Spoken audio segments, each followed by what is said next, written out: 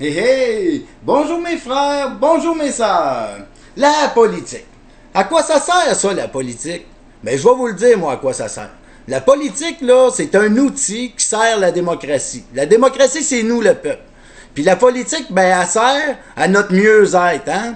C'est comme si que nous, la démocratie, on était les boss d'une entreprise, puis que on engageait, on mettait en place la politique pour gérer notre entreprise, pour que celle-ci soit des plus performantes possibles, pour qu'on devienne le plus riche possible, afin de notre mieux-être, hein, de mettre ça en éducation, en santé, dans nos services sociaux et tout.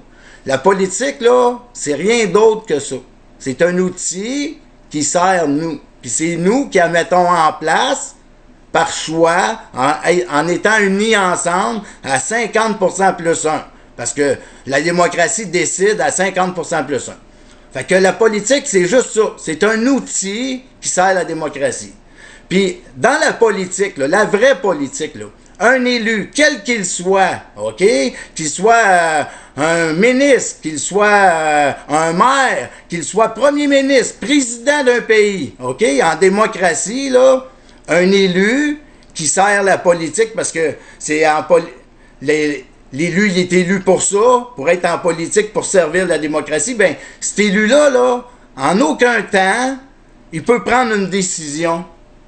Il n'a pas le droit de prendre de décision. Vous allez me dire, ben voyons donc, ben je vous le dis, dans la vraie politique, là, un élu, là, il a juste le droit de respecter son programme puis ses promesses.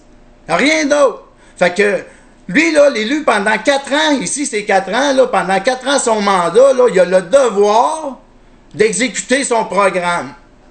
Il n'a pas le droit de faire rien d'autre que ça. C'est ça la vraie politique. Puis ici qu'il a fait des promesses, ben, il se doit de les respecter aussi. OK? Si l'élu en question, il a une nouvelle idée, là, comme le maire Coderre, quand il a décidé de mettre Montréal un ville-refuge, hein? Il a décidé d'accueillir la misère du monde. Ben lui, il n'a pas demandé au peuple. Ben il n'a pas le droit de faire ça. Parce que dans les faits, le maire aurait fallu qu'il dise « Hey, j'ai une nouvelle idée. Mon idée, c'est de rentrer la misère. Est-ce qu'on veut la misère? Oui ou non? » Là, nous, on aurait dit oui ou non à ça, par un référendum. Ça, c'est la politique. Mais l'élu, dans les faits, dans la vraie politique, là, lui, il n'a pas le droit de prendre de nouvelles décisions. Même chose pour une loi. Hein? On va dire, les policiers font la grève demain matin, là. Ben là, lui, l'élu, là, il peut pas arriver et dire « Hey, je vais vous mettre une loi à retourner travailler. » Non, il n'a pas le droit de faire ça. Il faut qu'il demande au peuple.